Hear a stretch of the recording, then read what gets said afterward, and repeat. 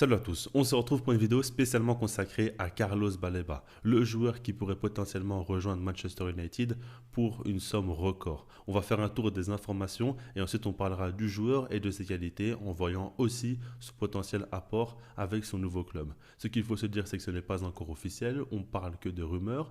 Il devrait y avoir un accord entre le joueur et le club, donc un contrat qui se dirigerait vers 2031. Maintenant, si on regarde la somme du transfert, on parle d'une offre de 130 millions d'euros qui est en préparation du côté d'United.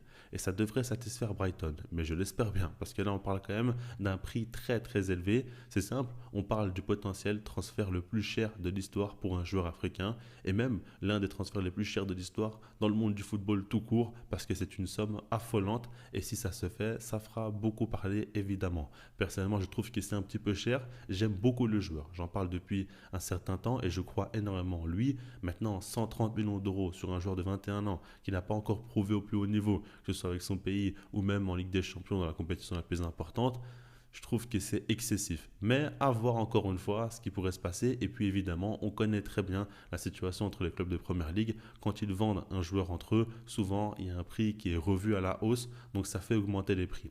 Maintenant, si on regarde par rapport déjà du côté d'United, les besoins qu'ils ont, c'est évident. Au poste de numéro 6, ils ont plusieurs joueurs, mais il n'y en a aucun qui apporte pleine satisfaction. Déjà, il y a Casemiro, mais lui, à 33 ans tout de même, n'est plus du tout à son prime et il faut préparer l'avenir. Si on regarde aussi, Ugarte a été recruté, lui est bien plus jeune, il a 24 ans, ok, mais ce n'était pas non plus un joueur de top niveau, il ne l'a pas encore prouvé. Pour moi, il a beaucoup de qualités. Maintenant, si tu vises le plus haut niveau, bah, ce n'est pas suffisant. Et puis, Kobe Mainoo. Là, par contre, on parle d'un joueur très talentueux, qui n'a que 20 ans, qui est jeune, qui a l'avenir devant lui, mais qui se blesse très souvent. Donc par rapport à ça, on ne sait pas trop si on peut s'appuyer sur ce joueur-là. Et puis, ce n'est peut-être pas non plus un pur numéro 6.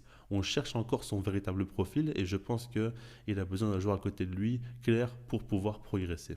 C'est donc pour cela que Manchester United s'intéresse à Carlos Baleba et on parle ici d'un joueur de très très haut niveau.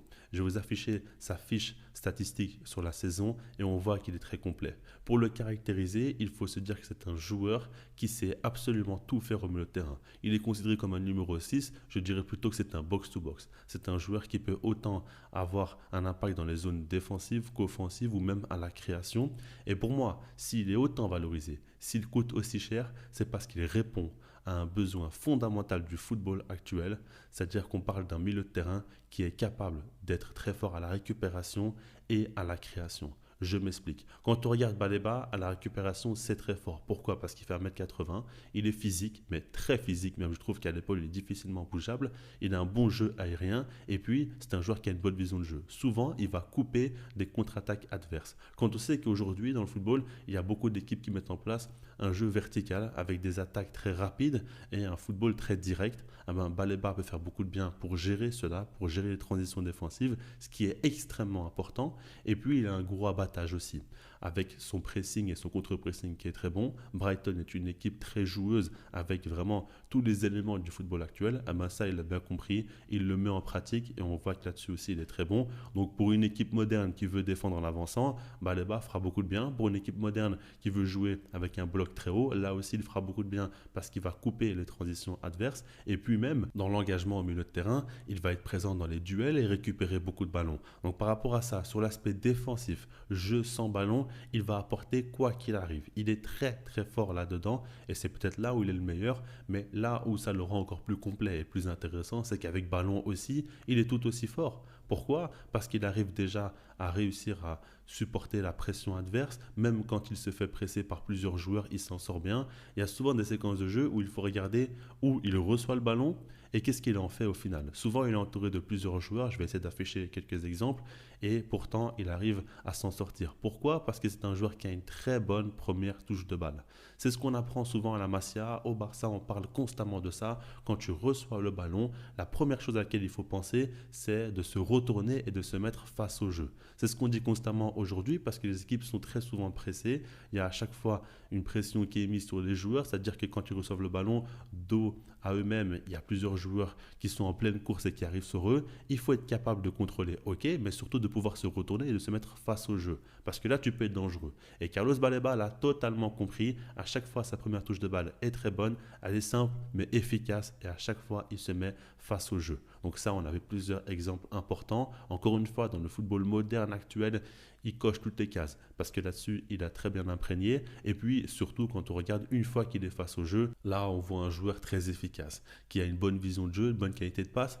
Même si, selon moi, c'est là encore où il a une vraie marge de progression. Je trouve qu'il y a pas mal de secteurs de jeu où il est déjà très mature, mais en termes de qualité de passe, déjà, surtout les passes longues, les transversales, je l'ai trop peu vu faire. Et puis, même pour briser des lignes et pour être très efficace, pour vraiment avoir la passe qui va donner un ballon de but, là, je ne le trouve pas encore assez efficace. Ce n'est pas spécialement son rôle, mais je trouve qu'il a une capacité, un talent pour pouvoir progresser là-dessus. C'est pour ça que je le dis. Maintenant, il est tellement complexe, ce n'est pas du tout un problème. Et puis, il est encore très jeune, donc il peut encore vraiment évoluer là-dessus. Mais c'est là où se situe, selon moi, sa principale marge de progression. Parce que quand on regarde face au jeu, il est capable de faire beaucoup de différences. Et là où il se démarque encore une fois des autres, c'est dans sa qualité de frappe. Je montrerai plusieurs exemples, hein. Mais vous voyez bien qu'à longue distance, il peut armer des frappes, mais vraiment à longue distance, à 25, limite à 30 mètres, et il va allumer les cages avec son pied gauche.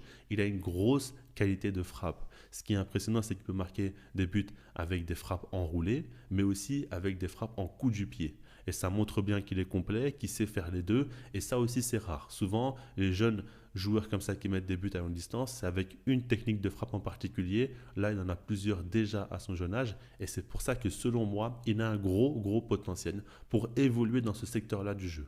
Je pense que c'est un joueur qui, à terme, lorsqu'il sera à maturité, lorsqu'il aura une équipe très dominatrice où il aura beaucoup de situations où il pourra tenter sa chance, eh ben, il peut faire des saisons à plus de 15 buts. Peut-être ça ne m'étonnerait pas du tout, tant il est talentueux dans ce domaine-là. Et ça, c'est important parce que quand tu as un milieu de terrain aussi complet, très fort à la récupération, avec un gros abattage, un gros volume de jeu, qui est fort aussi à la création et qui peut aussi marquer des buts, bah, ça fait que c'est un joueur spécial et forcément un joueur extrêmement talentueux, comme on en voit peu aujourd'hui. Je vais utiliser des mots forts, mais si on devrait le comparer à un ancien joueur, je parlerai de Yaya Touré, qui est une immense légende de ce sport, un joueur qui a apporté énormément à Manchester City, au FC Barcelone, mais pourtant je trouve qu'il a beaucoup de qualités similaires dans son abattage physique. Il est plus petit, c'est vrai, mais très costaud aussi, et puis tout aussi complet dans le jeu, à la récupération, à la création, et même dans la qualité de frappe. C'est pour ça qu'il me fait penser à lui, et c'est pour ça que je les compare maintenant, encore une fois, pour en arriver à ce stade-là, avec une telle carrière, il faudra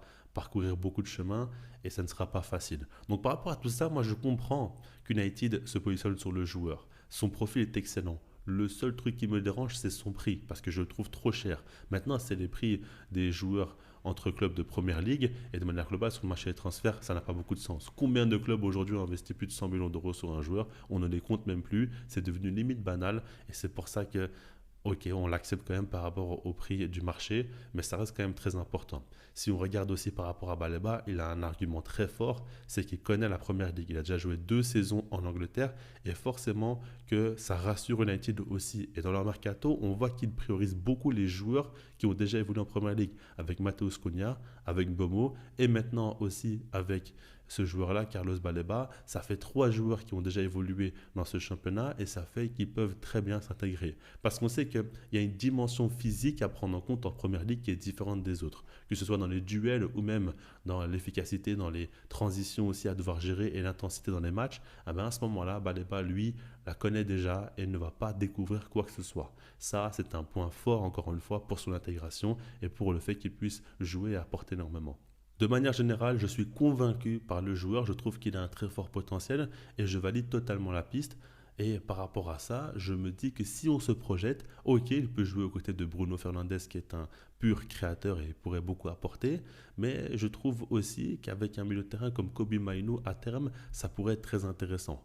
Les deux sont extrêmement talentueux. Je pense que Mainoo, on en parle moins parce qu'il a eu beaucoup de blessures, beaucoup de pépins physiques. Il a United, un club qui va mal en ce moment, mais si jamais le collectif va mieux, je suis persuadé qu'il va ressortir du lot. Moi, je retiens son euro. Quand il avait eu du temps de jeu, notamment même en finale face à l'Espagne, il m'avait impressionné. Et je trouvais qu'il gère vraiment très bien la pression. Ça, ce n'est pas donné à tout le monde. Lui, il a prouvé au plus haut niveau qu'il pouvait tout de suite apporter de très très bonnes choses et devenir un joueur important et s'imposer avec sa sélection nationale. Ça, ce n'est pas à prendre à la légère. Lui aussi a marqué pas mal de buts clutch et je pense que ce milieu de terrain-là, à l'avenir, Kobe Mainu avec Carlos Baleba, ça peut faire très très mal. Et là, c'est du sérieux. Et puis, ce que j'aime dire aussi, c'est que dans le football actuel, il y a beaucoup de double pivots. La plupart des top clubs jouent avec seulement deux vrais milieux de terrain et plutôt un numéro 10 ou plusieurs attaquants devant eux.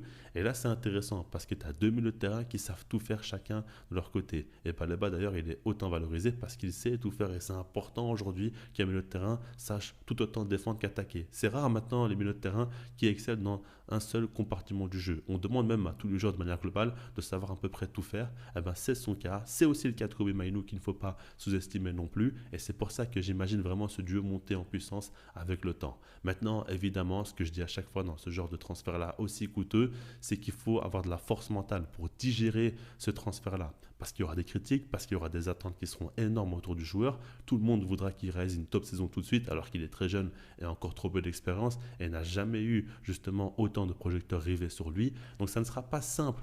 Évidemment, il faudra voir comment il va gérer cela. Là-dessus, je n'ai pas trop d'idées. Je trouve qu'il a de la personnalité. Maintenant, c'est sur le terrain que je vois ça. En dehors du terrain, je ne sais pas trop comment il s'y prend et ça ne sera pas du tout facile pour lui. Mais dans tous les cas, par rapport à son profil, par rapport à sa qualité, par rapport au projet de jeu d'United aussi, c'est intéressant et c'est pour ça que ce transfert-là pourrait faire très mal et serait peut-être l'un des meilleurs de ce mercato d'été. Votre avis m'intéresse aussi en commentaire. N'hésitez pas à me dire ce que vous pensez de ce joueur.